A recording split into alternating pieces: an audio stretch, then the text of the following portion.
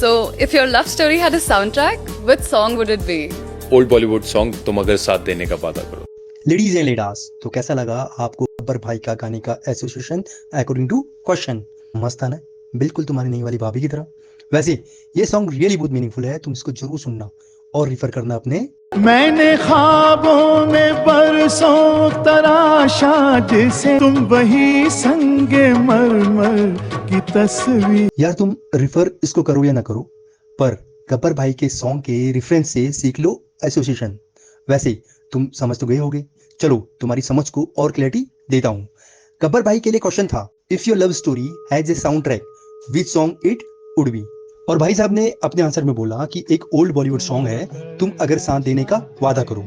देखो, इस क्वेश्चन के रेफरेंस पर बहुत से सॉन्ग को एसोसिएट किया जा सकता था, पर इस सॉन्ग के लिरिक्स अगर तुम सुनोगे ना तो तुम इसको ज्यादा एसोसिएटेड पाओगे।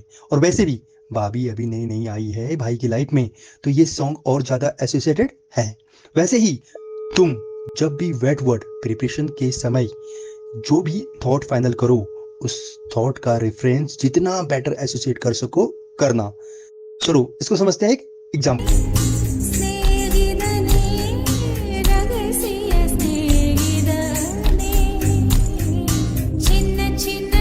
रेफरेंस के लिए लेते हैं सबसे ज्यादा अब तक सेल हुई एसएसबी की ये बुक। इस बुक के वर्ड सेक्शन में पहला एग्जांपल है वर्ड केयरफुल। लिखा है, careful approach gives consistent result. इस वर्ड सेंटेंस में आपने नोटिस किया कि केयरफुल अप्रोच को कंसिस्टेंट रिजल्ट से एसोसिएट किया है, पर यहाँ पर एक केयरफुल अप्रोच कैसे कंसिस्टेंट रिजल्ट देती है ये नहीं बताया गया है। यानी कि द लिंक और the process between careful and consistent is implied but not fully justified. समझे? नहीं समझे? चलो और क्लैरिटी देता हूँ, इस लॉजिक को तुम ध्यान से समझो। इस सेंटेंस में कॉज है केयरफुल अप्रोच और कंसिस्टेंट रिजल्ट है effect, but where is the process? यहाँ पर हाउ द प्रोसेस और habit that makes the cause repeat over time for creating effect को लिंक ही नहीं किया गया है। तो यहाँ पर तुम ये सीखे हो कि तुमको कॉज इफेक्ट के बीच का लिंक यानी जो प्रोसेस है उस वर्ड को पक्का एसोसिएट करना है। फॉर एग्जाम्पल, अगर हम यहाँ पर बिहेवियर वर्ड को ऐड कर दें, then the association chain will complete. Understand this concept carefully.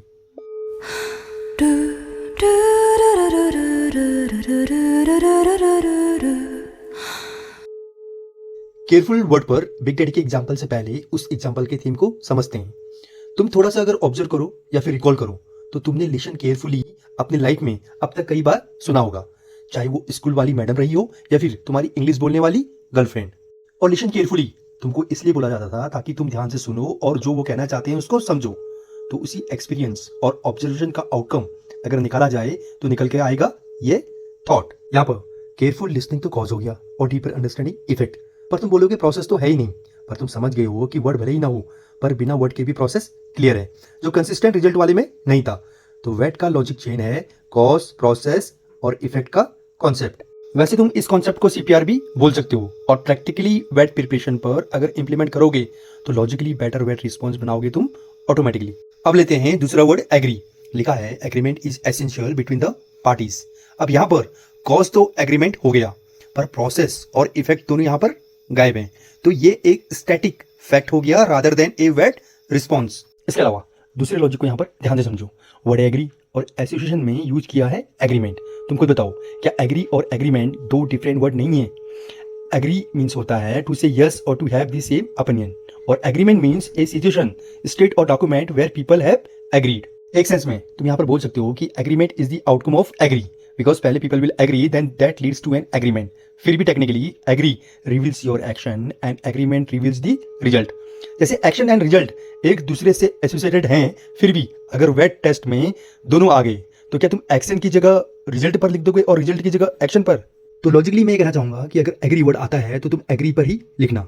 यार एग्रीमेंट पर जब एग्रीमेंट वर्ड आए ना तब बना लेना, और दोनों वर्ड पर अगर कुछ भी समझ नहीं आए तो एक राइट एसोसिएशन का example big daddy comment box पर कमेंट कर देंगे। देखो यहाँ पर तुम इस कॉन्सेप्ट को ध्यान से समझ लो।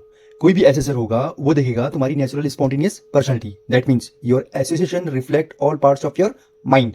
पर एसएसबी का जो वेट टेस्ट है ना, वो कोई वेट का प्रोफेसर बनने का तो है ही नहीं जो तुम्हें इतनी डिटेल्स और डीप में सीखना पड़ेगा। तुम्हारा ऑब्जेक्टिव तो रिकमेंड होना है, तो उतना करो जिससे तुम इजीली रिकमेंड हो जाओ। तो बिग डैडी का पहला इजी पॉइंट नोट कर लो। एसएसबी का वेट टेस्ट, तुम्हें पता है कि ये टेट टेस्ट का एक कंफर्मेटरी सीरीज है जिसमें टेट स्टोरी से डेवलप हुई तुम्हारी इमेज कंफर्म होनी है।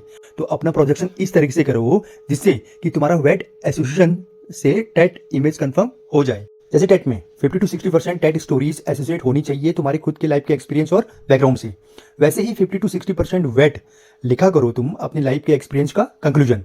जैसे केयरफुल वर्ड के एग्जाम्पल में मैंने उस फिलोसफी को कंक्लूड किया था इस सोर्स से। Listening is an art. It's a great art. Listening is not the act of hearing the words spoken, it is the art of understanding the meaning behind those words. दूसरा reference wait association के लिए तुम्हें लेना होगा अपने observation से, मतलब those things which you notice around you. Observational वेट एसोसिएशन तुम्हारी सिचुएशनल अवेयरनेस को प्रोजेक्ट करते हैं। एग्जाम्पल तुमने ब्यूटी वाले इस वीडियो के एक्सप्लेनेशन में समझा होगा, और अब दोनों वेट फॉर्मेशन में डिफरेंस भी खुद इवेलुएट करके समझ लो।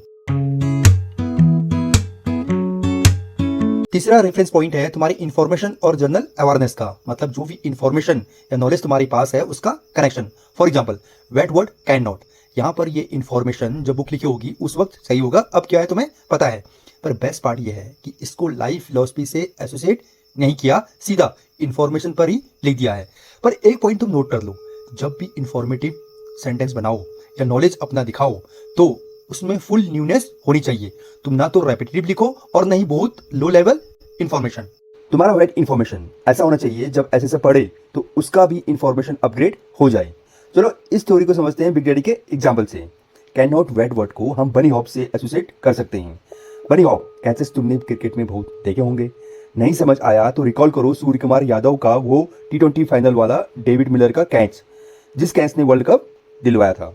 कैच तो वो तुमने पक्का देखा होगा, पर उसे बनी हॉप कहते हैं, शायद ही ये तुम्हें पता हो। चलो पता है अगर मान भी लिया, पर क्या इस पे तुम्हें लेटेस्ट इन्फॉर्मेशन पता है कि इसको अब अपडेटेड कर दिया करके? इसी न्यू इन्फॉर्मेशन पर हम ऐसा लिख सकते A हैं। major change is coming to cricket's boundary catch rules, and the bunny hop catch is now banned. These airborne relay catches, where fielders jump from inside the field, tap the ball mid-air while outside the boundary, up and return to complete the catch, will no longer be allowed. Under the current law, fielders could touch the ball multiple times mid-air outside the boundary, as long as their last contact with the ground before first touch was inside the rope. Now, that's changing. Fielders can no longer make multiple touches outside the boundary. If they jump from beyond the rope, they get only one mid-air touch. After that, they must land completely inside the field of play. Catches remain valid if the fielder starts from inside the boundary, taps the ball before stepping out, and returns to complete the catch. The key is their final contact with the ground must be within the field. The updated rule will take effect from June 7. Big daddy का point याद रखना कि अगर information लिखो तो वो influencing होनी चाहिए। दोबारा सुन लो, इंफॉर्मेशन अगर मैं लिखूंगा तो वो इन्फ्लुएंसिंग होगी। तो मैंने तुम्हें ये 3 रेफरेंसेस बताए जहां पर तुम इजीली एसोसिएट करके वेट बना सकते हो। ऐसे बहुत से एग्जांपल तुम्हें वेट यूनिवर्स प्लेलिस्ट पर मिल जाएंगे। फिर भी अगर तुम्हें लगे यू नीड प्रॉपर वेट प्रिपरेशन विद बिग डैडी और तुम्हें ऐसे ही मोर देन 100 वेट वर्ड्स के एग्जांपल चाहिए एक राइट एसोसिएशन और अपने PIQ बैकग्राउंड और लाइफ के एक्सपीरियंस, ऑब्जर्वेशन और इन्फॉर्मेशन से, तो ज्वाइन करें बिग डैडी का वेट का वजीर 1-to-1 इंडिविजुअल मेंटरशिप केवल 3939 में। देखो यार, तुम्हें पता है कि तुमने 30-40 हज़ार रुपए खर्च किए हैं कोचिंग में, पर आज तुम्हारे पास 30-40 खुद से एसोसिएटेड वेट भी नहीं है। चलो तुम्हें एक और एग्जांपल देता हूँ कैसे बिग डैडी तुम्हारी PIQ के बैकग्राउंड और तुम्हारी लाइफ से वेट को कनेक्ट करेंगे। पहला वर्ड है एम। अगर तुम CDS FCAT स्टूडेंट हो तो ये थॉट लिखना, और अगर सर्विस या फिर NCC कैंडिडेट हो तो ये थॉट तुमसे ज्यादा एसोसिएटेड रहेगा। इन एग्जाम्पल की तरह ही हम प्रैक्टिस करेंगे इस वीडियो के सारे 60 वेट वर्ड जिनकी हाई प्रोबेबिलिटी है आने की। इसके अलावा 40 मोर नेगेटिव वेट वर्ड। केवल 3 दिन की प्रैक्टिस में तुम बन जाओगे वेट के वजीर, और फिर तुम्हें कभी भी वेट प्रिपरेशन की जरूरत नहीं पड़ेगी। और इस लेवल की प्रिपरेशन तुम्हें कोई नहीं करा सकता, कोचिंग वाले अंकल तो बिल्कुल भी नहीं, क्योंकि कोचिंग वाले अंकल के पास वेट की थ्योरी है, वेट का एक्शन नहीं।